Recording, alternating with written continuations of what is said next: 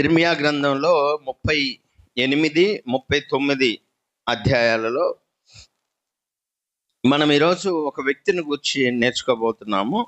ఆయన పేరు ఎబెద్మెలెకు అనేటువంటి ఆయన గురించి మనం నేర్చుకోబోతున్నాం. ఇర్మియా మాట్లాడుతున్నాడండి ఇదంతా. ఈ పట్టణములో నిలిచి ఉన్నవారు ఖడ్గము చేతనైనను, క్షామము చేతనైనను, తెగులు చేతనైనను చత్తురు గాని కల్దీయుల యొద్దకు బయలు వెళ్ళువారు బ్రతుకుదురు. దోపుడు సొమ్ము దక్కించుకున్నట్లు తమ ప్రాణము దక్కించుకొని వారు బ్రతుకుదురు. యెహోవా ఇలాగ సెలవిస్తున్నాడు, ఈ పట్టణము నిశ్చయముగా బబులోను రాజు దండు చేతికి అప్పగింపబడును, అతడు దాన్ని పట్టుకొనును అని ఇర్మియా ప్రజలందరికీ ప్రకటింపగా. సో బబులోను అన్న కల్దీయులన్నా ఒకళ్ళే. ఈ కల్దీయులు అనేటువంటి వాళ్ళు, లేకపోతే ఈ బబులోనీయులు యూదా దేశం మీదకి దండెత్తి వస్తారు. ఈ పట్టణాన్ని నాశనం చేస్తారు. అంటే దేవుని ప్రజలను, దేవుని పట్టణాన్ని నాశనం చేస్తారు. కనుక దేవుడు సెలవిచ్చేది ఏంటంటే, మీరు శత్రువులైనటువంటి వారికి లొంగి ఉండండి, వారితో పాటు వెళ్ళండి. వారు వాళ్ళ దేశానికి మిమ్మల్ని తీసుకెళ్తే మీరు వెళ్ళండి. ఎందుకంటే ఈ పట్టణాన్ని సమూలంగా నాశనం చేస్తాడు, దేవుని ప్రజలను నాశనం చేస్తాడు బబులోను రాజు అని ప్రకటన చేస్తున్నాడు ప్రజలకు. అయితే మత్తాను కుమారుడైన షెఫట్యాయును, పషూరు కుమారుడైన గెదల్యాయును, షెలెమ్యా కుమారుడైన యూకలును, మల్కియా కుమారుడైన పషూరును వినిరి గనుక ఆ ప్రధానులు రాజుతో మనవి చేసినదేమనగా, ఈ మనుషుడు ఈ ప్రజలకు నష్టము కోరువాడే గాని క్షేమము కోరువాడు కాడు. ఇతడు ఇట్టి సమాచారము వారికి ప్రకటన చేయటం వలన ఈ పట్టణములో నిలిచి ఉన్న యోధుల చేతులను, ప్రజలందరి చేతులను బలహీనము చేయుచున్నాడు. చిత్తగించి వానికి మరణ శిక్ష విధింపుము. సో ప్రధానుల్లో కొంతమంది వచ్చారు రాజు దగ్గరికి. ముఖ్యంగా ఒక 4 అధికారులు వచ్చారు. వచ్చి ఈ ఇర్మియా ప్రకటించేటువంటి ప్రకటన సహజంగా ఎలా ప్రకటన చేయాలి? ప్రవక్త తన ప్రజలకు అనుకూలమైనటువంటి ప్రకటన చేయాలి, అనుకూలంగా చెప్పి వారిని బలపరచాలి. ఏం కాదు మీకు, ఆడే అన్యజాతి రాజు మనల్ని ఏం చేయగలుగుతాడు, మనం బలవంతులము, యుద్ధ సన్నద్ధులై ఉండండి, బలంగా ఉండండి అని చెప్పాలి సొంత దేశ ప్రజలకు.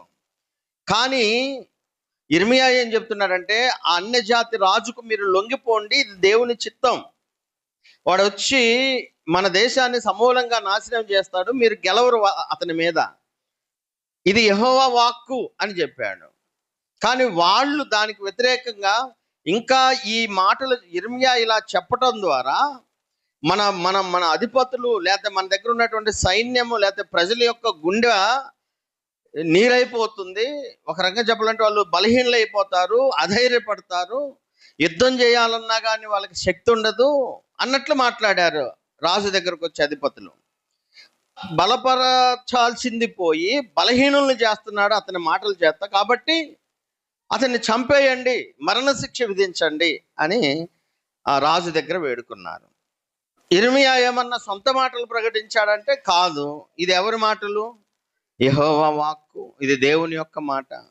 సో దేవుని యొక్క మాటలు ఉన్నది ఉన్నట్లుగా ప్రకటించినప్పుడు ప్రజలకు శత్రువయ్యాడు ఇర్మియా. ప్రత్యేకంగా అధిపతులు, అధికారులు రాజు దగ్గరకు వచ్చి అతనికి మరణ శిక్ష వేయండి అని వేడుకున్నారంట. అప్పుడు అందుకు రాజైన సిద్కియా, అతడు మీ వశమున ఉన్నాడు, రాజు మీకు అడ్డము రాజాలడు అనగా, వారు ఇర్మియాను పట్టుకొని కారాగార గృహంలోనున్న రాజకుమారుడు మల్కియా గోతిలోనికి దింపిని. అందులోనికి ఇర్మియాను తాళ్లతో దింపినప్పుడు ఆ గోతిలో నీళ్లు లేవు, బురద మాత్రమే ఉండెను. ఆ బురదలో ఇర్మియా దిగబడెను. ఒక పెద్ద గోయి, ఇట్స్ లైక్ ఎ వెల్ అనమాట, బావి లాంటిది. అది బావిలో ఇర్మియాను తాళ్లతో దించారు కిందకి, లోపలేసేసారు. జోసిఫస్ అనేటువంటి చరిత్రకారుడు దీని గురించి ఏం రాశాడంటే, అదేదో మోకాళ్ళ దాకా వచ్చే బురద కాదు, ఆల్మోస్ట్ ఇంచుమించు భుజాలు దాకా మెడదాకా నింపబడినటువంటి బురద దానిలోనికి దించారు, ఒక పెద్ద బావిలోనికి. మీరు ఒకసారి ఆలోచించండి ఎలా ఉంటుందో. చీకటి, అరిసినా కేకలేసినా ఎవరు రారు, బయటికి రావడానికి కుదరదు, ఇంకా చావే శరణ్యం. అలా అరిచి అరిచి అరిచి అరిచి చచ్చిపోవటం అది. సో దానిలోనికి ఇర్మియాను దించితే అతను దిగబడ్డాడంట. దానిలో రాజు బెన్యామీను ద్వారమును కూర్చొని ఉండగా రాజు ఇంటిలోని కూషీయుడగు ఎబెద్మెలెకును షండు. ఇక్కడ మనం ఎబెద్మెలెకు అనేటువంటి ఆయన గురించి చూడబోతున్నాం ఇప్పుడు. ఇది జరిగిన తర్వాత ఎబెద్మెలెకు అనేటువంటి ఒక షండు, షండు అంటే నపుంసకుడు అని అర్థం, షండు. సో ఈ నపుంసకుడు అయినటువంటి ఆ వ్యక్తి అక్కడ పని చేస్తున్నాడు. ఎక్కడంటే రాజు దగ్గర. ఈయన పేరు ఎబెద్మెలెకు. వారు ఇర్మియాను గోతిలో వేసిన సంగతి విని రాజు నగరంలో నుండి బయలు వెళ్ళి రాజుతో ఇలాగూ మనవి చేసెను. రాజా, నా ఏలినవాడా, ఆ గోతిలో వేయబడిన ఇర్మియాను ప్రవక్త ఎడల ఈ మనుషులు చేసినది యావత్తును అన్యాయం. అతడున్న చోటును అతడు ఆకలి చేత చచ్చును. పట్టణంలో నేను ఇంకను రొట్టె ఏమీ లేవు. అంటే అప్పటికి ముట్టడి వేయబడింది పట్టణము, పట్టణంలో ఏమి లేవు. అందుకు రాజు, నువ్వు ఇక్కడ నుండి 30 మంది మనుషుల్ని వెంట పెట్టుకొని పోయి ప్రవక్త అయిన ఇర్మియా చావక మునుపు ఆ గోతిలో నుండి అతన్ని తీయించమని కూషీయుడు ఎబెద్మెలెకునకు సెలవీయగా, ఎబెద్మెలెకు ఆ మనుషుల్ని వెంట పెట్టుకొని, ఎంతమంది? 30 మందిని వెంట పెట్టుకొని పోయి రాజునగర్లో ఖజానా క్రింద గదిలోనికి వచ్చి అతడి నుండి పాతమైన చింకి బట్టలను, చిరిగి చీరాకులైన గుడ్డ పాతలను తీసుకొని పోయి ఆ గోతిలో నుండి ఇర్మియా పట్టుకొని ఉన్నట్లుగా తాళ్ల చేత వాటిని దింపి, పాతమైన చిరిగి చిరాకులైన ఈ బట్టలను తాళ్ల మీద నీ చంకల క్రింద పెట్టుకోనమని అతనితో చెప్పాను. ఇర్మియా అలాగు చేయగా వారు ఇర్మియాను తాళ్లతో చేదుకొని ఆ గోతిలో నుండి వెలుపలికి తీసిరి. అప్పుడు ఇర్మియా బందీ గృహశాలలో నివసించెను.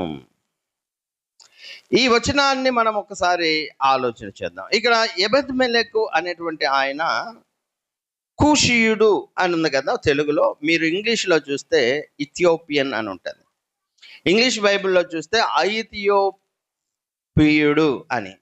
అంటే ఆల్మోస్ట్ ఈ కూషీయులు లేదా ఇథియోపియానికి సంబంధించినటువంటి వీళ్ళందరూ కూడా దే ఆర్ బ్లాక్ పీపుల్ అండి. అంటే నల్ల జాతి వాళ్ళు. ఆ రోజుల్లో ట్రేడింగ్ ఎక్కువగా జరుగుతుండేది. ట్రేడ్ అంతకు ముందు రోజుల్లో కూడా ఈజిప్షియన్స్ అంటే ఐగుప్తీయులు, బబులోనీయులు, ఇంకా కొన్ని ప్రాంతాలకు చెందినటువంటి వాళ్ళు వేరే చోట నుంచి బానిసలను కొనుక్కోవటం అనేది ఉంటుంది. ముఖ్యంగా నల్ల జాతికి సంబంధించినటువంటి వాళ్ళని బానిసలుగా తీసుకొని పోయి వాళ్ళ దగ్గర పని చేయించుకుంటూ ఉండేటువంటి వాళ్ళు.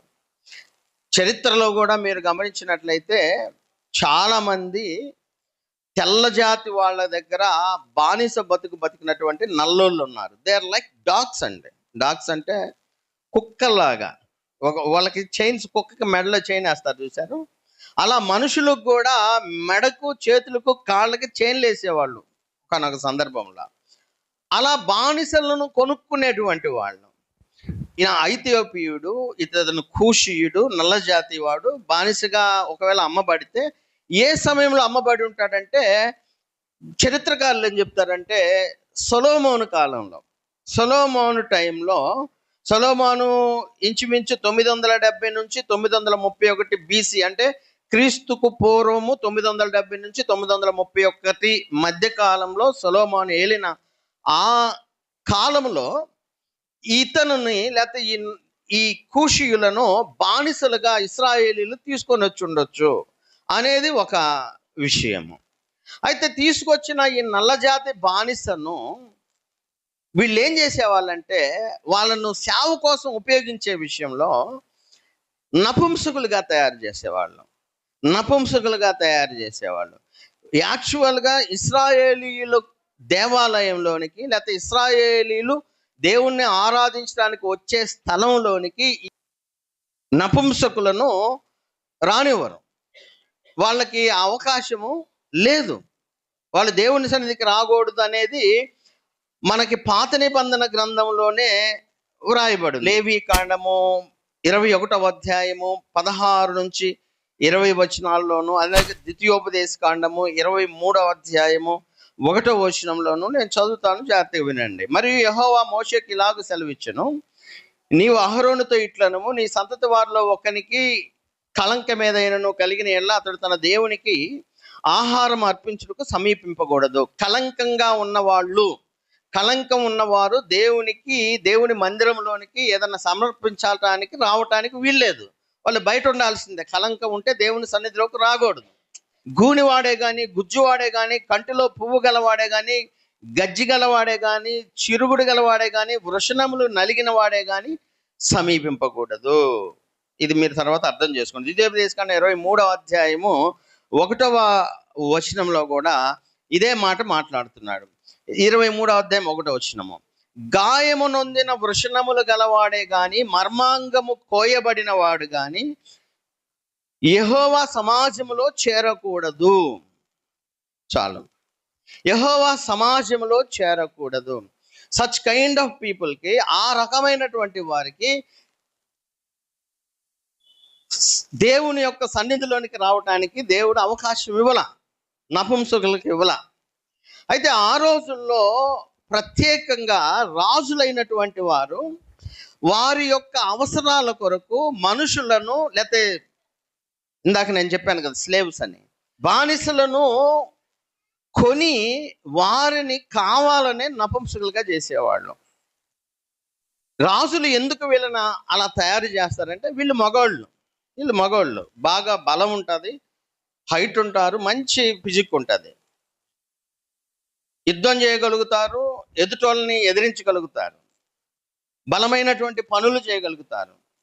అటువంటి వాళ్ళని సైన్యంలో కంటే ఎక్కువగా పాత రోజుల్లో రాజ మందిరంలో రాజుకు సంబంధమైన విషయాలకు ఉపయోగించేవాళ్ళు. ప్రత్యేకంగా రాజకుమార్తెలు ఎవరైతే ఉంటారో, లేకపోతే రాజు భార్యలు ఎవరైతే ఉంటారో వాళ్ళ దగ్గర వీళ్ళనే కాపలుగా పెడతారు, మగవాళ్ళని పెట్టరు. చూడండి, మీరు ఒక ఎస్తేరు గ్రంథం మీరు ఒకసారి చూడండి. ఎస్తేరు గ్రంథము 2వ అధ్యాయము 3వ వచనము, 2వ అధ్యాయం 3వ వచనము, అందు నిమిత్తము సౌందర్యవంతులైన కన్యకలందరినీ సమకూర్చి షూషను కోట అంతఃపురమునకు చేర్చి స్త్రీలకు కాపరియగు రాజు యొక్క నపుంసకుడకు హేగే వంశమునకు అప్పగింపబడినట్లు రాజు తన రాజ్యం యొక్క సంస్థానములన్నిటిలో పరిచారకులను నియమించును గాక. శుద్ధి కొరకు సుగంధ ద్రవ్యములు వారికి ఇచ్చిన తర్వాత ఎవరి ఆధీనంలో ఉన్నారు రాజకుమార్తెలు? అది ఎవరు? అందమైన స్త్రీలు. రాజు తన భార్య తన విషయంలో తప్పు చేసిందని వేరే రాజకుమార్తెలను, అందమైనటువంటి వారిని చేసుకోవడానికి అందరినీ తీసుకొచ్చి రెడీ చేశారు. రాజు దగ్గరికి వాళ్ళని అందరినీ తీసుకురావాలి.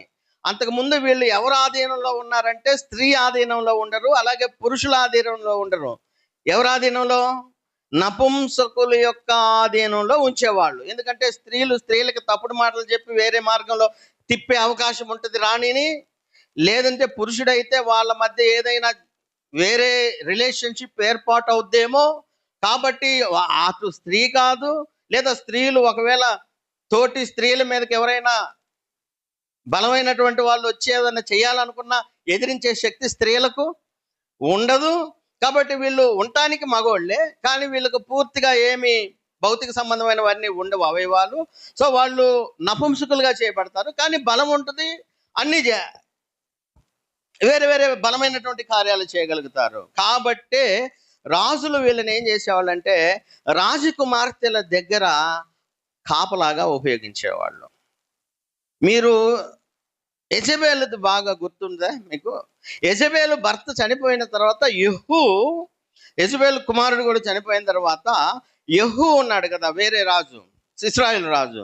ఆ యెహూ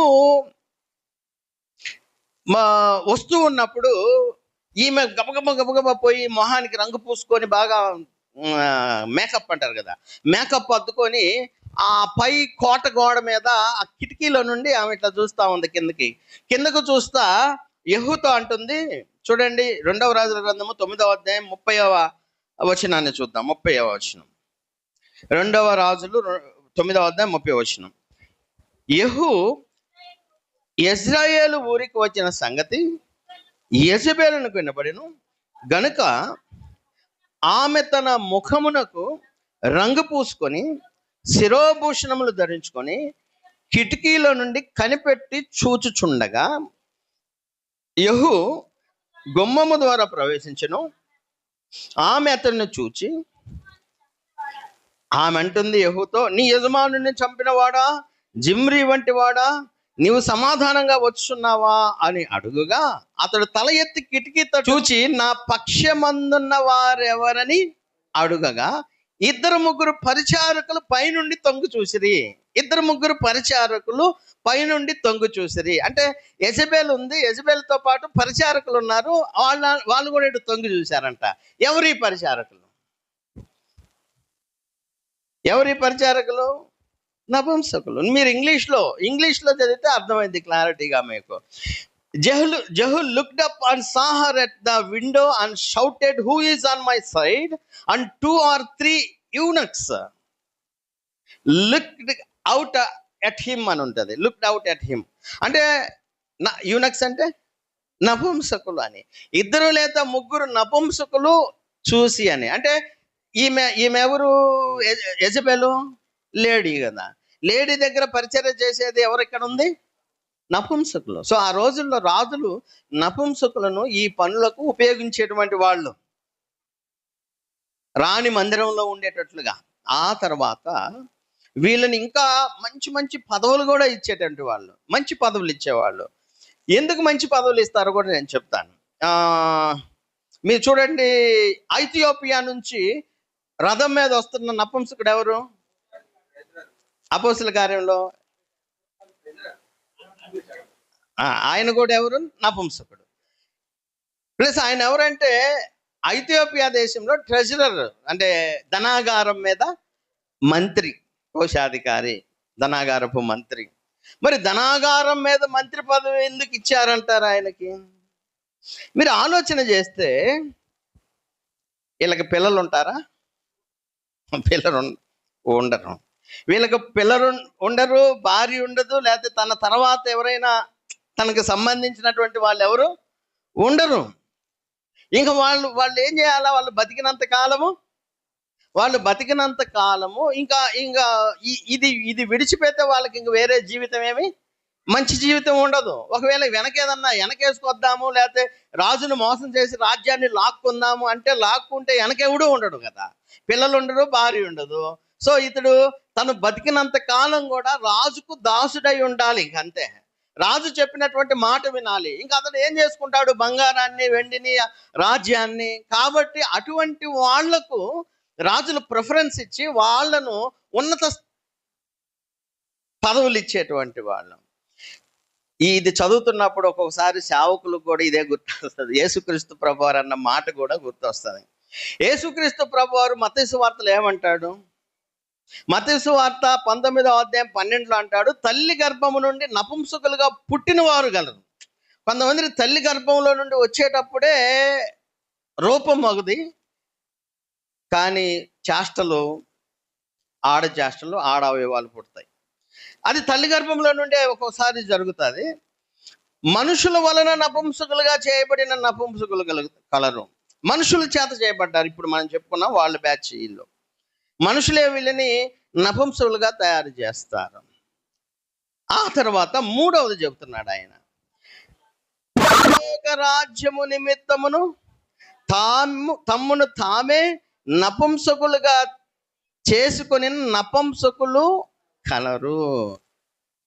ఈ మాట అంగీకరింపగలవాడు అంగీకరించునుగాకని వారితో చెప్పెను.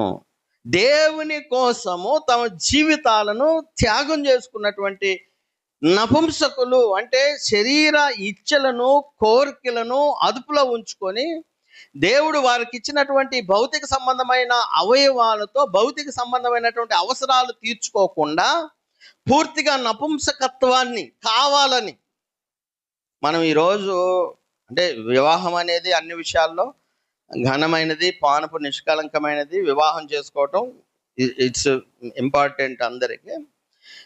కానీ ప్రభువు నిమిత్తము పూర్తిగా వాళ్ళ తమకు తామే నపుంసకులుగా అయినోళ్ళు. నపుంసకులు అంటే ఫిజికల్గా కాదు, స్పిరిచువల్ సెన్స్లో. అంటే ఇక వారి దేహాన్ని పూర్తిగా దేవునికే సమర్పితం అన్నంతగా. ఇక వారికి భార్య బిడ్డలు అంది కదా, అందుకే భార్య బిడ్డలుంటే వెనక బంధాలు ఉంటాయి, బాంధవ్యాలు ఉంటాయి, వాళ్ళకి సేవ చేయాలా, వాళ్ళకి ఉంటాయి కదా, సంసారం సాగరం అంటుంటాయి కదా. సచ్ కైండ్ ఆఫ్ సాగరంలో మునిగిపోవాలా.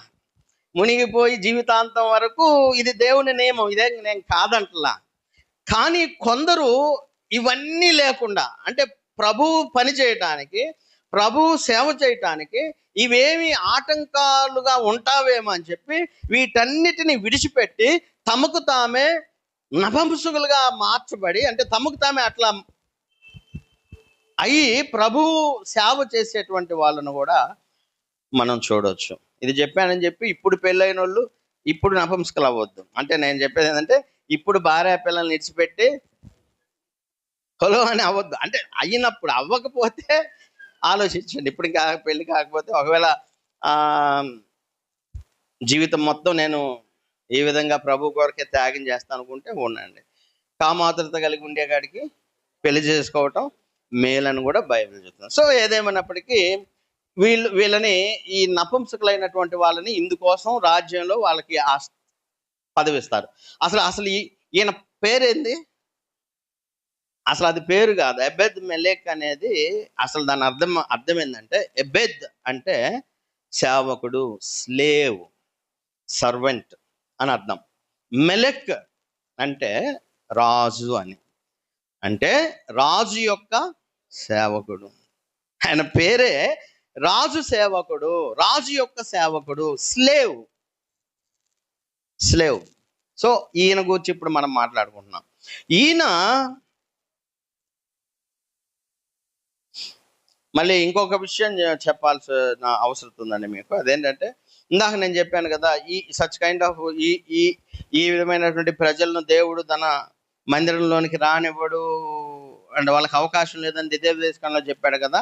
లేటర్ తర్వాత దినాల్లో దేవుడు వీళ్ళకు కూడా కృప చూపించాడు. వీళ్ళకు కూడా కృప చూపించి వీళ్ళు కూడా దేవునిని ఆరాధించటానికి యోగ్యులుగా ఎంచాడు. యెషయా గ్రంథం మనందరం తెలుసు, అది యెషయా గ్రంథం 56వ అధ్యాయం 3 నుంచి 5 వచనాలు. యెహోవాను హత్తుకొని అన్యుడు నిశ్చయముగా యెహోవా తన జనుల్లో నుండి నన్ను వెలివేయునని అనుకోవద్దు.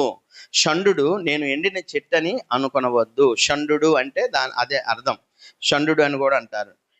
నేను నియమించిన విశ్రాంతి దినములను ఆచరించుచు నాకు ఇష్టమైన వాటిని కోరుకొనొచ్చు నా నిబంధన ఆధారం చేసుకొనుచున్న షండులను గూర్చి యెహోవా ఇలాగు సెలవిచ్చుచున్నాడు. ఈ షండులను గూర్చి ఏం చెప్తున్నాడంటే, నా ఇంటను నా ప్రాకారములోను ఒక భాగమును వారికి ఇచ్చేదను, కొడుకులు కూతుళ్ళు అని అనిపించుట కంటే శ్రేష్టమైన పేరు వారికి పెట్టుచున్నాను, కొట్టివేయబడని నిత్యమైన పేరు వారికి పెట్టుచున్నాను. మీకు ఒక విషయం చెప్తాను. కొత్త నిబంధనలో బాప్తిసం పొందిన ఐథియోపియా నపుంసకుడు ఉన్నాడు కదా. బాప్తిసం పొందిన తర్వాత అతడు చర్చిలో మెంబర్ అవుతాడా లేకపోతే అవుటర్ అవుతాడా? ఖచ్చితంగా మెంబర్ అవుతాడు. ఆలోచించండి. అటువంటి వాళ్లకు కూడా దేవుడు కరుణ చూపిస్తున్నాడు, కృప చూపిస్తున్నాడు. ప్రత్యేకంగా యేసుక్రీస్తు ద్వారా వారికి కూడా దేవుని దగ్గరికి రావటానికి అవకాశాన్ని దేవుడు ఇస్తున్నాడు. సో ఈయన ఏం చేశాడు? ఇది చూశాడండి. ఇర్మియా నా గుంట్లో పడేయటం చూసి ఈయనకున్న గొప్ప లక్షణం ఏంటంటే, ధైర్యంగా రాజు దగ్గరికి వెళ్ళి ఈ విషయాన్ని చెప్పాడు. ఏంటి దీనికి ధైర్యం కావాలా? రాజుకి చెప్పడానికి కావాలా? రాజుకి చెప్పడానికి ధైర్యం కావాలంటే ఖచ్చితంగా కావాలి. ఇప్పుడు వీ హ్యావ్ వాక్ స్వాతంత్రం అంటారు కదా. మనకి ఇప్పుడు వాక్ స్వతంత్రం ఉంది. ఈవెన్ రాజ్యాలంటే దేశాలనేటువంటి అధిపతులను కూడా మనం క్రిటిసైజ్ చేయొచ్చు అనేది ఇప్పుడు రాజ్యాంగం ఇచ్చినటువంటి హక్కు. అంటే వేరే విధంగా కాకుండా, అంటే వాళ్ళని కించపరిచేటట్లు కాకుండా మనం ఏదైతే చెప్పదలుచుకున్నామో దాన్ని డైరెక్ట్గా వాళ్ళతో చెప్పొచ్చు. ఆ హక్కు ఉంది. ఇప్పుడు వాళ్ళు వచ్చి అది చెప్పినంత మాత్రాన మనల్ని ఉరేయరు.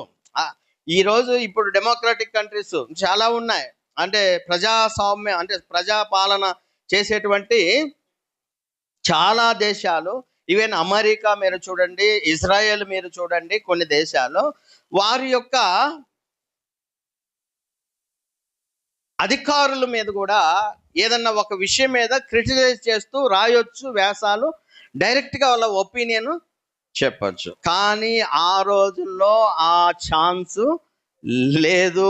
అది ప్రత్యేకంగా ఒక స్లేవ్, ఒక బ్లాక్ మెన్, ఒక నల్లజాతీయుడు, ఒక పరిచారకుడు, రాజు, అధిపతులు ఒక చోట కూర్చొని ఉన్నారంట. ఎక్కడ మీరు చూడండి, ఇర్మియా గ్రంథం 38వ అధ్యాయము.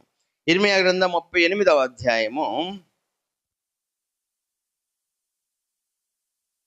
8 నుంచి చూద్దాం. వారు ఇర్మియాను గోతిలో వేసిరని సంగతి విని రాజు నగర్లో నుండి బయలు వెళ్ళి రాజుతో ఇలాగూ మనవి చేసినావు, రాజా, నా ఏలినవాడా, ఆ గోతిలో వేయబడిన ఇర్మియాను ప్రవక్త ఎడల ఈ మనుషులు చేసినది యావత్తును అన్యాయము.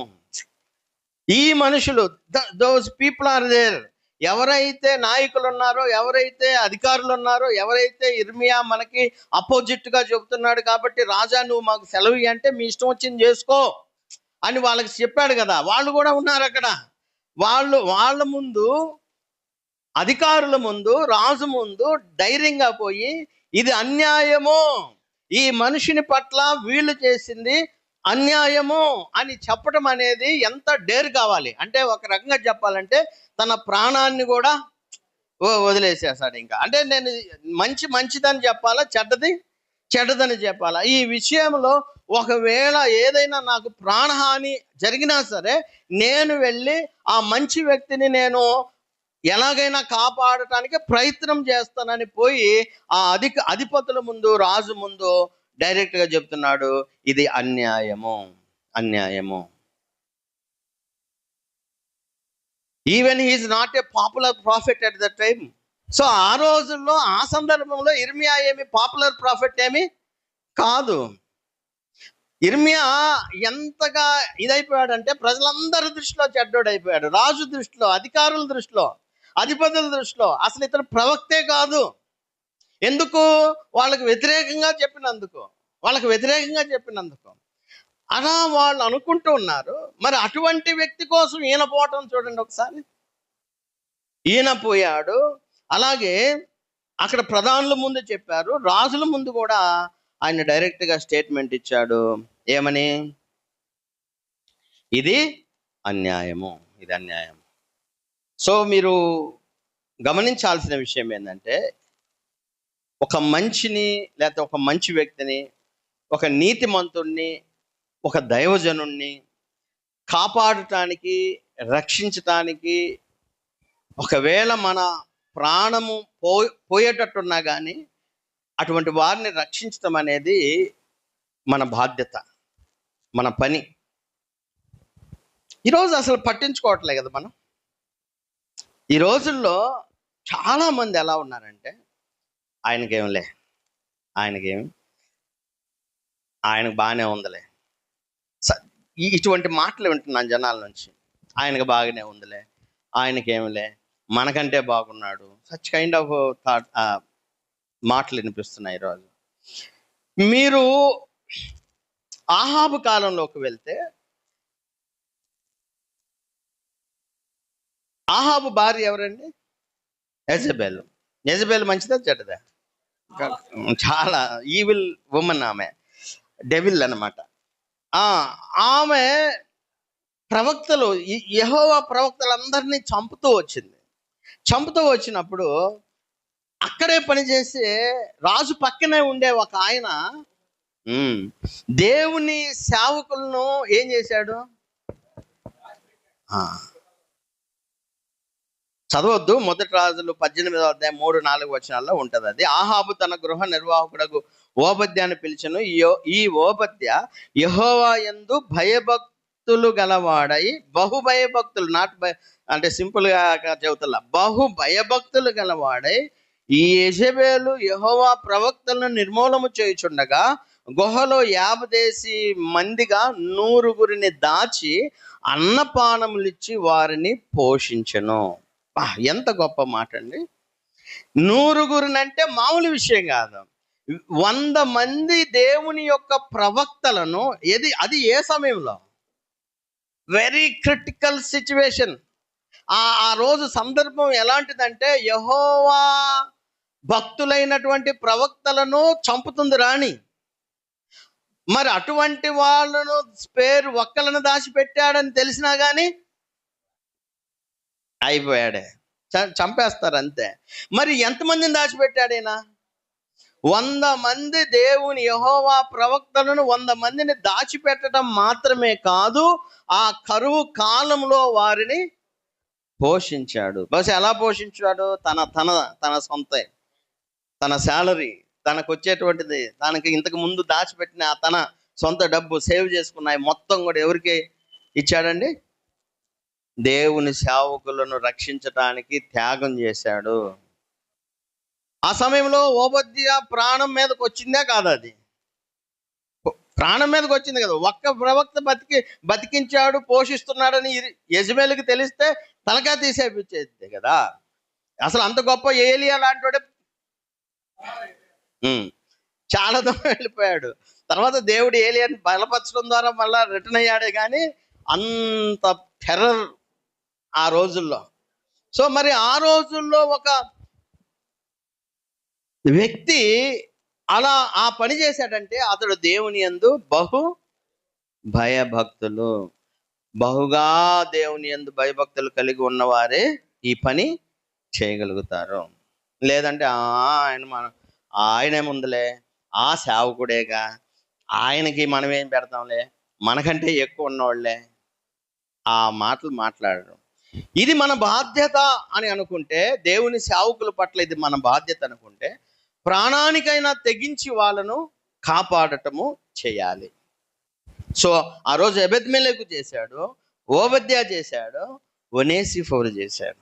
ఒనేసిఫోరు కొత్త నిబంధనలో అపోస్తులు అయినటువంటి పౌలు ఒనేసిఫోరును గురించి సాక్ష్యం ఇస్తూ 2 తిమోతి 1:15 ఆసియాలో ఉన్న వారందరూ నన్ను విడిచిపోయిరని సంగతి నీ వెరుగుదువు, వారిలో ఫుగెల్లు హెర్మోగనే అని వారు ఉన్నారు.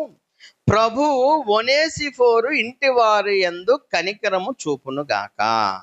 ప్రభువు ఒనేసిఫోరు ఇంటి వారి యందు కనికరము చూపును గాక. దేనికి? అతడు రోమాకు వచ్చినప్పుడు నా సంకెళ్లను గూర్చి సిగ్గుపడక. ఆ రోజుల్లో ఇప్పుడు మీరు గమనించండి, ఈ మధ్య ఒక ఆయన్ని అరెస్ట్ చేశారు. ఇంకా నేను ఆ పేర్లో ఏం చెప్పను. అరెస్ట్ చేసినప్పుడు ఆయన మంచోడు అని చెప్పడానికి డైరెక్ట్గా టీవీలోకి వచ్చి చెప్పే ధైర్యము ఎవరు చెయ్యట్లా. మంచోడు అని చెబితే మొత్తం వచ్చి వీళ్ళని కూడా పట్టుకుంటారు. అతను మంచోడని తెలుసు, కానీ మంచోడని చెప్పడానికి ధైర్యం చాలట్లా చాలా మందికి. ఎందుకు ధైర్యం చాలట్లేదంటే, చెబితే వాళ్ళు వచ్చి వీళ్ళని కూడా అరెస్ట్ చేస్తారు. ఆ రోజుల్లో పౌలు చెరసాల్లో వేయబడి బంధింపబడి సంఖ్యలలో ఉన్నాడు, ఖైదీ అందరి దృష్టిలో అతను. అది యేసుక్రీస్తు నిమిత్తమైన ఖైదు చేయబడ్డాడు, క్రీస్తు కొరకు ఖైదు చేయబడ్డాడు. మిగతా వాళ్ళందరూ కూడా సిగ్గుపడుతున్నారు. బహుశా భయం కూడా ఉండొచ్చు వాళ్ళకి. రోమ్ సైన్యము వాళ్ళందరూ కూడా, రోమా సైన్యము లేదా మిగతా వాళ్ళందరూ కూడా ఏమనుకుంటారో, లేకపోతే మా మీదకి వస్తుందేమో, మా నెత్తి మీదకి వస్తుందేమో, ఖైదీ వైపు ఎందుకున్నావని ఇటువంటి భయాలన్నీ కూడా ఉంటాయి. అటువంటి సందర్భంలో కూడా ఒనేసిఫోర్ అనేటువంటి ఆయన ఏం చేశాడంటే 17వ వచనం చూడండి.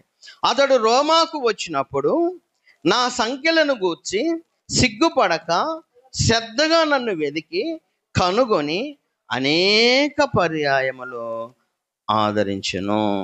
మరియు అతడు ఎఫెసులో ఎంతగా ఉపచారం చేసినో అది నీవు బాగుగా ఎరుగుదువు. ఆ దినమునందు అతడు ప్రభువు వలన కనికరము పొందినట్లు ప్రభువు అనుగ్రహించును గాక. ఎఫెసులో ఫ్రీగా ఉన్నప్పుడు కూడా మనం అనుకుంటాము అన్ని బాగున్నప్పుడే వాళ్ళ పక్కన నిలబడదాము. పీపుల్ ఎలా ఉంటారు? అన్నీ బాగున్నప్పుడే వాళ్ళ పక్కన నిలబడదాం మనం.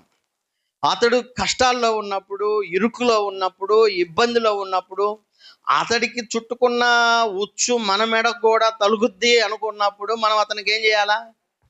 దూరంగా ఉండాలి అనుకుంటారు మనుషులు. కానీ ఇక్కడ దేవుని పని విషయంలో ఎఫెసులో ఉన్నప్పుడు పౌలుకి ఏ విధమైనటువంటి ఇవి లేవు. ఏది? భయాలు లేకపోతే ఆందోళన లేవు. కొన్ని ఉన్నప్పటికీ కూడా కొన్ని సందర్భాల్లో అంత ఎక్కువగా లేవు. ఆ సందర్భంలో కూడా ఈ ఒనేసిఫోర్ అనే ఆయన ఎవరితో ఉన్నాడు? పౌలుతో ఉన్నాడు, ఆదరించాడు. మరి ఇప్పుడు ఖైదులో ఉన్నాడు. ఆల్మోస్ట్ ఇది చావటానికి ముందు, పౌలు చచ్చిపోవటానికి ముందు రాసిన పత్రిక ఇది. అంటే ఇదే లాస్ట్ పత్రిక, 2వ తిమోతి. దానిలోనే కదా ఇది నా పరుగు కడముట్టించానని, అంటే ఫైనల్ స్టేజ్లో రాసింది ఇది. ఆ సందర్భంలో కూడా ఒనేసిఫర్ ఏం చేయాల? పౌలును విడిచిపెట్టలేదండి. సో మీరు గమనించండి, ఎబెద్మెలెకు ఏం చేశాడు? ధైర్యంగా దేవుని సేవకుని రక్షించడానికి ఆయన చేయగలిగింది చేశాడు. అలా బైబిల్లో ఒబద్యా చేశాడు, ఒనేసిఫరు చేశాడు. మన సంగతి ఏంటి ఆలోచించండి. మనం కూడా అన్ని బాగున్నప్పుడు వాళ్ళ పక్కుండి, సమస్యలు వచ్చినప్పుడు అతనికి ఇరుకులో ఉన్నప్పుడు అతనికి దూరంగా ఉండటం అనేది సరైనటువంటి పద్ధతి కాదు. నిజమైన విశ్వాసము, నిజమైన దైవభక్తి అనిపించుకోదు అది. అందుకే పౌలు అంటాడు, ఆసియాలో ఉన్నవారు నన్ను విడిచిపెట్టిపోయారు. ఆ పై వచనంలో కదా కొంతమంది పేర్లు కూడా చెబుతారు. ఫుగెల్లు, హెర్మోగ్ అనేటువంటి వాళ్ళు నన్ను విడిచిపెట్టిపోయారు అని చెప్తాడు. సో ఒకటండి, మీరు గమనించండి, ఎబెద్మెలెకు నుండి మనం ఒకటైంది. ఎబెద్మెలెకు నుండి మనం నేర్చుకునేటువంటి విషయం ఏంటంటే దేవుని ప్రజల పక్షాన, సేవకుల పక్షాన మనం కూడా ధైర్యంగా నిలబడి ఉండాలి. ఒక సందర్భం మీకు తెలుసా?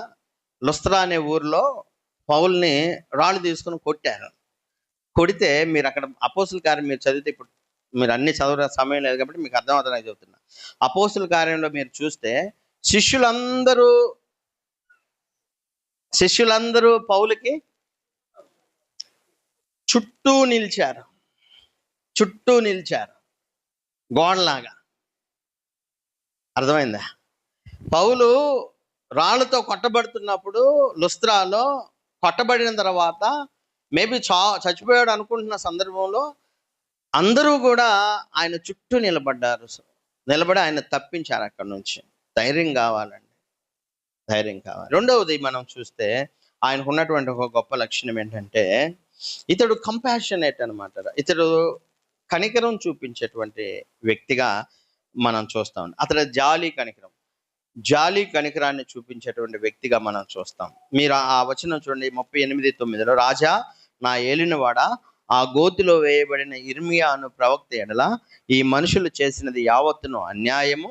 అతడున్న చోటును అతడు ఆకలి చేత చచ్చును. చూడండి, అదేంటి? ఎవరికి లేని నీకేంటి? అంతే కదా. అతను ఏమన్నా అసలు ఇతను అన్పాపులర్ ప్రాఫిట్, ఇతను మరణానికి తగినోడు వాళ్ళ దృష్టిలో గుంతలో వేశారు, అది అట్టే చేస్తాడు ఆకలితో అని అందరూ అనుకున్నారు. కానీ అందరికీ లేని ఆలోచన ఈయనకెందుకు వచ్చింది? అందుకే మనం కూడా సంఘాల్లో ఉన్న అందరూ భక్తిపరులు, అందరూ కనికరం గల్లోళ్ళు, అందరూ మంచిగా ఉంటారు అనేది ఒక్కొక్కసారి మనం ఎక్స్పెక్ట్ చేయకూడదంటే నా ఉద్దేశం ఉండకూడదని కాదు. మీరు ఉండండి. బాధాకరమైన విషయం ఏంటంటే అందరూ అలా ఉండలేకపోతున్నారు. అది బాధ. ఉండాలి. దేవుని పిల్లలైనటువంటి వారు, సంఘంలో ఉన్నవారు మంచి లక్షణాలు కలిగి ఉండాలి. అందరూ కలిగి ఉండాలి. ఒకళ్ళు ఇద్దరు ముగ్గురు కాదు, అందరూ కలిగి ఉండాలి. క్రైస్తవుల లక్షణం అది. ఎబెద్మెలెక్ అనేటువంటి ఆయన కనికరం గల్లోడు. ఇంకా ఇతని కనికరం ఎక్కడ తెలుస్తుంది అంటే, మనకి రాజు దగ్గర వేడుకుంటాడు కదా, వేడుకున్న తర్వాత వస్తాడు, 30 మందితో వస్తాడు. ఆ లోపల ఉన్న ఆయన్ని బయటికి తీసుకురావడానికి తాళ్ళు, ఆ తాళ్ళు చేతితో పట్టుకుంటే కుదరదు పైకి రావడానికి, అందుకని సంకలో వేసుకోవాలి. ఆయన అదే అక్కడ మీరు చదవండిలే. ఆ సంకలో వేసుకో, నీ సంకల్లో అంటే ఇప్పుడు ఆ సంకలో వేసుకుంటే తాళ్ళు ఏమవుతాయి, కోసుకుపోతాయి కదా. కాబట్టి అక్కడున్న ఇందాక మనం చదువుకున్న చింకిపోయిన పాత గుడ్డలు అవి ఇవి అవన్నీ గ్యాదర్ చేసి, బైబిల్ గ్రంథంలో చాలా చిన్న చిన్న విషయాలే చాలా మనకి పాఠాలు నేర్పుతూ ఉంటాయి. ఆ గుడ్డలన్నీ వాటితో పాటు పంపించాడు కిందకి. ఎందుకు? ఒత్తుకోకుండా మళ్ళీ ఇబ్బంది పడతాడేమో, కోసుకుపోతుందేమో అని. అంటే మీరు చూడండి, కనికరం అనేది లేకపోతే ఎదుటి వారిని మనము ప్రేమించటం అనేది ఒక చిన్న చిన్న విషయాల్లో కూడా అర్థమవుతుంది. మంచినీళ్ళు ఇచ్చే విషయంలో కూడా అండి, అది నేను చెప్తాను, నేను తర్వాత చెప్తాను. సో ఇక్కడ అవును, కనికరం చూపించేది చిన్న చిన్న విషయాల్లో కూడా మనకి అర్థమవుతుంది. సో ఇక్కడ మనం గమనించినట్లయితే ఇతని గురించి మనం చదువుతున్నప్పుడు he's like a good Samaritan, అంటే మంచి సమరయుడు జ్ఞాపకం వస్తుంది ఇతను చూసి. ఎందుకంటే ఇశ్రాయేలీలైన తన వాళ్ళందరూ కూడా అతన్ని పట్టించుకోకుండా వెళ్ళిపోయారు, ఆ కొట్టబడినటువంటి వ్యక్తిని. కానీ ఒక సమరయుడు వచ్చి, సమరయుడు ఎవడు? ఇశ్రాయేలీయుడు కాదు, అన్యుడు వచ్చి ఇతన్ని పట్టించుకొని ఇతన్ని బాగు చేసి తీసుకెళ్ళాడు. చూశారు, ఈ వ్యక్తి అలాంటి వాడేనండి. ఇతడు అన్యుడా ఇశ్రాయేలీయుడా? అన్యుడు. మిగతా ఇశ్రాయేలీలందరూ కూడా ఆయన పట్టించుకోకుండా వాడు ఎడిపోతే పోయిన సావడం లేకుంతలో అనుకున్నారు ఆ బావిలో. కానీ ఇతడు అన్యుడైనా కానీ అతన్ని ఏం తీసుకొచ్చి అతను ఏం చేశాడండి, పైకి తీసుకొని వచ్చి సేవ్ చేశాడండి. అందుకే యేసుక్రీస్తు ప్రభువు మత్తయి సువార్తలో, లూకా సువార్తలో ఒక మాట అంటాడు, మీరు ఎవరికైనా ఉపకారం చేయాలనుకుంటే మళ్ళా తిరిగి మీకు ఉపకారం చేసే వాళ్ళకి కాకుండా కుంటోళ్ళని, గుడ్డోళ్ళని, బేదలను, అంగహీనుల్ని, అటువంటి వాళ్ళని తీసుకొచ్చి వాళ్ళకి చేయండి. ఎందుకంటే ప్రత్యుపకారం చేయటానికి వాళ్ళకి మరలా ఏమీ ఉండదు. అంటే ఇక్కడ మీరు గమనించండి, ఇతడు ప్రత్యుపకారం పొందాలనే ఉద్దేశంతో ఇర్మియాను బయటకు తెచ్చాడా? ఇర్మియాను బయటకు తెస్తే ఏమన్నా ఈయనకి మేలా? రాజును కాపాడితే రాజు నన్ను కాపాడారు, నీకు అది తీసుకో అంటాడు, నీకు ప్రాఫిట్ ఉంటుంది. ఇంకొకరిని అధికారులను కాపాడితే ప్రాఫిట్ ఉంటుంది. కానీ ఒక అన్పాపులర్ ప్రాఫిట్ను కాపాడితే ఏం ప్రయోజనము? కాబట్టి మీరు గమనించండి, అతను కనికరం అండి ఇక్కడ ముఖ్యంగా. ఈ కనికరం అనేది ధనవంతుడని చూడదు, బేదవాడని చూడదు, శత్రువని చూడదు, మిత్రుడని చూడదు. శత్రువైనా, మిత్రువైనా, ధనికుడైనా, బేదోడైనా, ఏ మనిషి పట్లైనా ఈ దయా కనికరం ఎప్పుడైతే మనకు ఉంటుందో అప్పుడు మనం వాళ్ళకి సహాయము చేయగలుగుతాం. రోమీలకు రాసిన పత్రిక 12వ అధ్యాయం 9వ వచనం గబగబ చెప్పి ఒక పావు గంటలో క్లోజ్ చేస్తాను త్వరగా. రోమీలకు రాసిన పత్రిక 12వ అధ్యాయం 9వ వచనం, మీ ప్రేమ నిష్కపటమైనదై ఉండవలెను, చెడ్డదాన్ని అసహించుకొని మంచి దానిని హత్తుకొని ఉండాలి. మీ ప్రేమ ఎలా ఉండాలి? నిష్కపటము, కపటం లేకుండా సిన్సియర్గా ఉండాలి. అంటే మీరు వేరే మేలును ఆశించి మాత్రం మీరు ప్రేమించటం చేయటం ఉండకూడదు. అది కపటమైన ప్రేమ. కొంతమంది కపట ప్రేమికులు ఉంటారు, లాభం ఉంటేనే ప్రేమిస్తున్నాం అన్నట్లుగా నటిస్తారు. Such kind of love is vain అనమాట, అది వ్యర్థమైనది.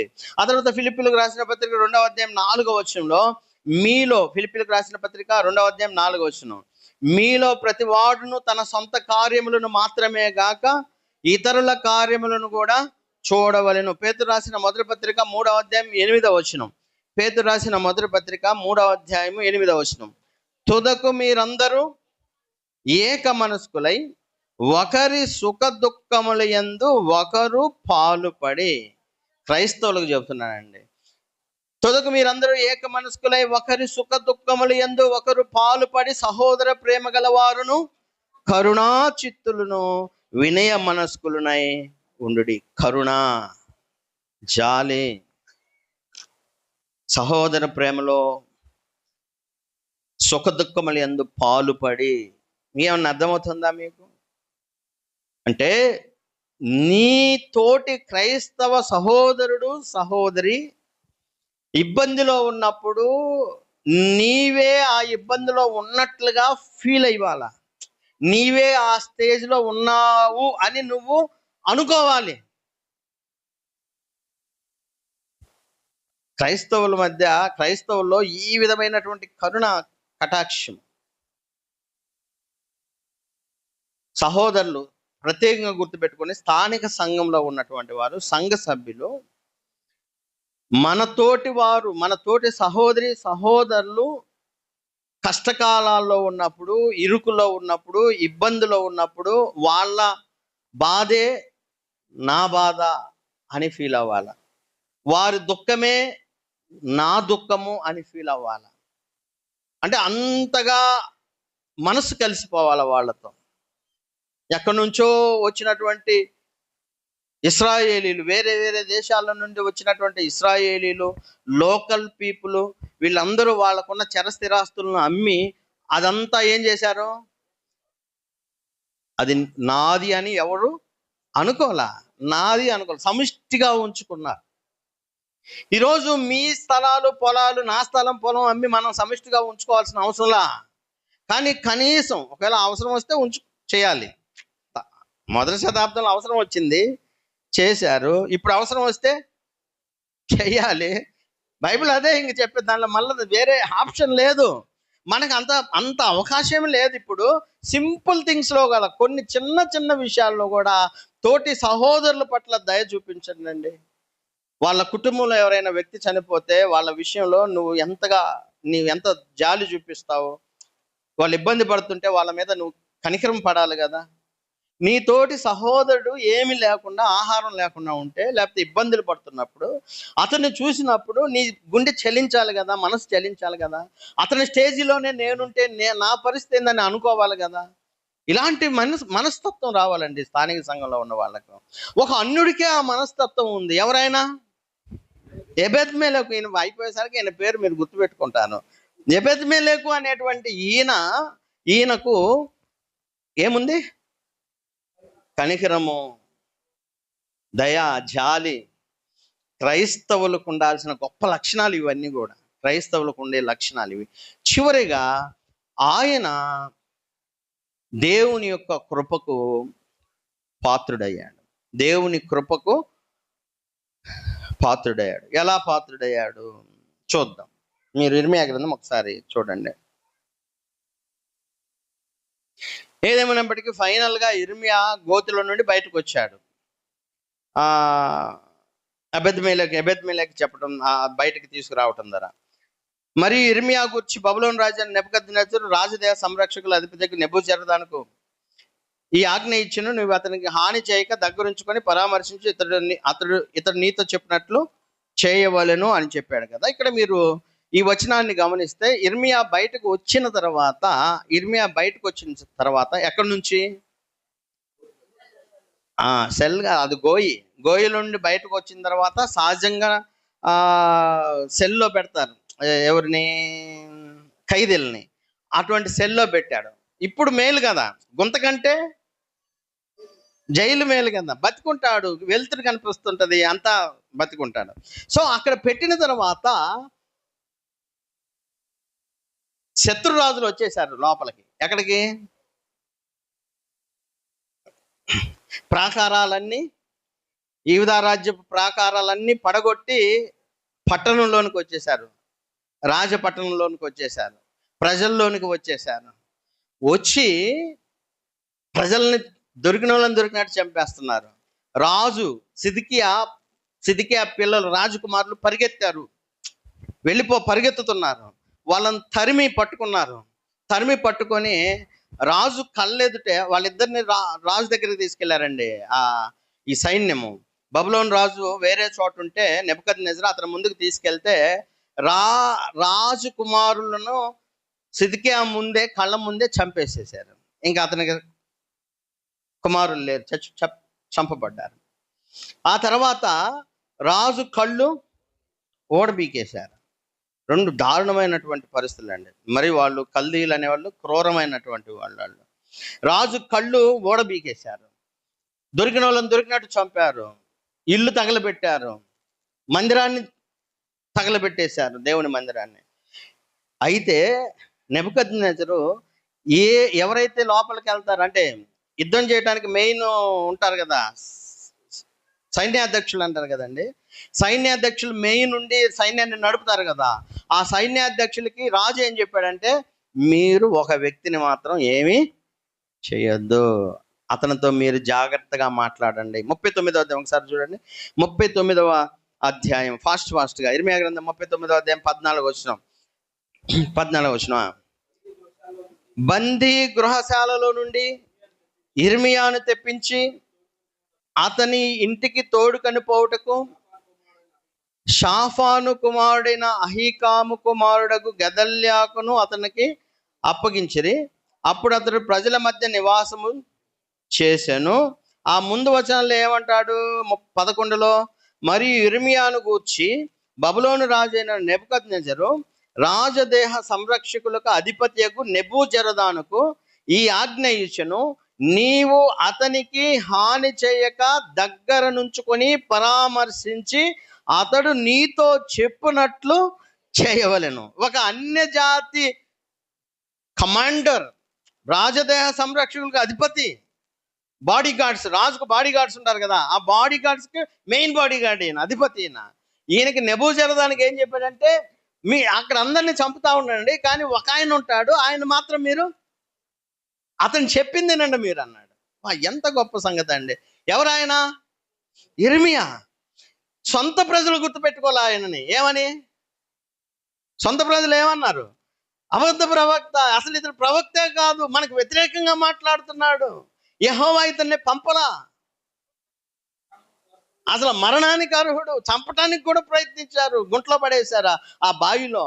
అటువంటి ఆయనను ఇప్పుడు అన్ని జనాంగాలు వచ్చి ఏమంటున్నారంటే, నువ్వేనా జెరమయావు, అంతే కదా, నువ్వేనా ప్రాఫెట్ అని అడిగి అతన్ని జాగ్రత్త పెట్టారండి. అయితే ఇప్పుడు మీరు గమనించాల్సిన విషయం ఏంటంటే, కేవలం ఇర్మీయా మాత్రమే చావకుండా బయటకు వచ్చాడా, లేకపోతే ఎబెద్మెలెకు ఏమయ్యాడు? మరి ఇన్ఫ్యాక్ట్ వాస్తవానికి ఎబెద్మెలెకు కూడా ఏమవ్వాలా? రాజు పక్కన సేవకుడు కదా, రాజు గుడ్లవుడు పైకి రాజు పక్కన అధిపతులను అందరిని చంపి రాజు కొడుకుల్ని చంపితే ఈయన బతుకుంటాడా? ఇర్మీయా గ్రంథం 39 చూడండి ఒకసారి. ఇర్మీయా గ్రంథం 39:16 చూద్దాం, 15 నుంచి. ఇర్మీయా బందీ గృహశాలలో ఉండగా యెహోవా మాట దగ్గర ప్రత్యక్షమై ఇలాగ సెలవిచ్చెను, నీవు వెళ్ళి కూషీయుడగు ఎబెద్మెలెకుతో ఇట్లనము, ఇశ్రాయేలు దేవుడును సైన్యములకు అధిపతికి యెహోవా ఇలాగ సెలవిచ్చున్నాడు, మేలు చేయుటకై కాక కీడు చేయుటకై నేను ఈ పట్టణమును గూర్చి చెప్పిన మాట నెరవేర్చుచున్నాను. నీవు చూచుచుండగా ఆ మాటలు ఆ దినమున నెరవేరును. ఆ దినమున నేను నిన్ను విడిపించేదను. నీవు భయపడు మనుషుల చేతికి నీవు అప్పగింపబడవని యెహోవా సెలవిచ్చున్నాడు. క్రూరమైన కల్దీయులు దొరికారంటే భయంకరంగా చంపేస్తారు, అసలు కనికరం కూడా చూపించరు. అటువంటి క్రూరమైన జనాంగాలు కత్తులతో మీ మీదకు వచ్చినప్పుడు, శూలాలతో మీ మీదకు వచ్చినప్పుడు, ఇర్మీయా వాళ్ళ ముందు నువ్వు సేవ్ అయిపోతావు, నీకేం కాదు అని చెబుతూ, నీవు నన్ను ఎవరిని గుచ్చి, నీవు నన్ను నమ్ముకొంటివి గనుక నిశ్చయముగా నేను నిన్ను తప్పించదును. నీవు ఎవరితో అనమంటున్నాడు? ఇర్మీయాతో. ఎవరు గూర్చి? ఎబెద్మెలెకును గూర్చి చెబుతున్నాడు ఇక్కడ. నీవు నన్ను నమ్ముకొంటివి గనుక నిశ్చయముగా నేను నిన్ను తప్పించదును. నీవు ఖడ్గము చేత పడవు, దోపుడు సొమ్ము దక్కించుకున్నట్లు నీ ప్రాణమును నీవు దక్కించుకొందువు. ఇదే యెహోవా వాక్కు. బ్రతుకు జీవుడా అంటాం కదా, అది దోపుడు సొమ్ము దక్కించుకున్నట్లుగా నీవు నీ ప్రాణాన్ని దక్కించుకుంటావు. ఎవరు? ఎబెద్మెలెకు. ఇర్మీయా సేవ్ అయ్యాడు, ఎబెద్మెలెకు సేవ్ అయ్యాడు. మీరు ఆలోచన చేయండి. ఎందుకు ఎబెద్మెలెకు సేవ్ అయ్యాడు? నీవు నన్ను నమ్ముకున్నావు, మంచి పని చేశావు, ఇర్మియాని రక్షించావు. దాంట్లో చాలా అర్థాలు ఉన్నాయి. నువ్వు నమ్ముకున్నావు కాబట్టి, నా యందు భయభక్తులు ఉన్నాయి కాబట్టి నువ్వు ఆయన ప్రవక్త వారిని నమ్మావు. అతని విషయంలో మిగతా వాళ్ళందరూ పట్టించుకోకపోయినా నీవు పట్టించుకున్నావు. నీ ప్రాణానికి ఒడ్డి నువ్వు రాజు దగ్గర మనవి చేశావు. ఇది అన్యాయం అని డేరుగా చెప్పావు. కొంతమందిని తీసుకుపోయావు. అతనికి దెబ్బ తగలకుండా జాగ్రత్తగా కనికరం చూపించి అతన్ని బయటకు తీసుకొచ్చావు. కాబట్టి నా ప్రవక్తను కాపాడిన నేను నిన్ను కూడా కాపాడతాను. దేవుడు అతన్ని కూడా కాపాడాడు. మీరు గమనించండి, మనం ఏది చేస్తామో అది తిరిగి కోస్తాం. నిజం. చాలా మంది అనుకుంటారు మంచి చేస్తే ఈరోజు 1000 రూపాయలు ఎవరికైనా ఇచ్చామనుకో, అయిపోయినాయి వారం అంతా 100 రూపాయలు, కొంతమంది 100 కూడా వారం అంతా థింక్ చేస్తారు. నేను ఎవరికి ఇచ్చానా, ఎందుకు ఇచ్చాను, వాళ్ళ వల్ల నాకు లాభం లేదు కదా, లాభం లేకుండా ఎందుకు 100 పోయింది, అదే కదా మనం ఆలోచించాలి. కానీ బైబిల్ ఏం చెప్తుందంటే, ఏమి ఆశించకుండా ఎవరైనా ఎబెద్మెలకు ఏమి ఆశించకుండా తనను కాపాడాడు. ఎవరిని? ఇర్మియాని. తర్వాత ఆ ఫలాన్ని ఈయన కూడా అనుభవించాడు. అందుకే ఔదార్యం గలవారు పుష్టి నొందుదురు, నీళ్లు పోయి వారికి నీళ్లు పోయబడును. నీళ్లు పోయటం అంటే సేద తీర్చడం, అలసట తీర్చడం, మరలా బలాన్ని ఇవ్వటం. మనం ఇతరులను మనం బలపరిస్తే ఒకప్పుడు మనం కూడా బలపరచబడతాం. నీ ఆహారం నీళ్ళ మీద చాలా దినముల తర్వాత అది కనబడుతుంది. Caste your bread upon the waters for you will find it after many days. అంటే నువ్వు పోయిందనుకుంటావు ఆహారాన్ని నీళ్ళల్లో వేస్తే, కానీ అది చాలా రోజుల తర్వాత అది మళ్ళా తిరిగి కనబడుతుంది. ఏ రూపంలో? ఏదో ఒక రూపంలో. నువ్వు దాన్ని పోయింది అనుకుంటావు, కానీ పోదు. నువ్వు చేసిన మేలు, నువ్వు చేసినటువంటి మంచి. అందుకే కీర్తన అంటాడు, దయగలవారి ఎడల పాట పాడతాం, దయగలవారి ఎడల దయ చూపిస్తావు, కఠినుల ఎడల వికటం చూపిస్తావు. అవును, దేవుడు దయగలిగితే దయ చూపించబడుతుంది, కనికరం చూపిస్తే కనికరం చూపించబడుతుంది, తీర్పు తీరిస్తే తీర్పు తీర్చబడుతుంది. మనం ఏది చేస్తే అది తిరిగి మనకి వస్తుంది. సో ఇన్ని విషయాలని ఇంక చెప్పడానికి సమయం లేదు. సమయం ఖచ్చితంగా భోజనం టైం అయిపోయింది. ఆ తర్వాత మరలా ఒక చిన్న బర్త్డే కూడా ఉంది. కాబట్టి మనం ఏది చేస్తే తిరిగి మనకు మళ్ళా అదే వస్తుంది. నమ్మండి, దాన్ని నమ్మండి. పోయింది ఊరికిచ్చా అని ఎప్పుడు అనుకోబాకండి. ప్రభు కోసము, మంచి పని కోసము మీరు ఏది చేసినా తిరిగి దాని ఫలితాన్ని ఖచ్చితంగా పొందుతారు. ఎవరు పొందారు? ఎబెద్మెలకు పొందాడు. సో ఎబెద్మెలకు ఉన్న లక్షణాలు ఏంటి? ఆయన ధైర్యవంతుడు, కనికరం గలవాడు, దేవుని యొక్క కృపను పొందినటువంటి వాడు. మనం కూడా అలా పాఠం నేర్చుకొని ఈ పాఠంలో ఉన్న సంగతుల ప్రకారం, వాక్య ప్రకారం నడిచి అలా దేవునికి ఇష్టలుగా ఉండాలని వాక్యం ద్వారా హెచ్చరిక చేస్తూ వాక్యాన్ని ముగిస్తున్నాను. మీ అందరూ కూడా హృదయపూర్వకమైన వందన.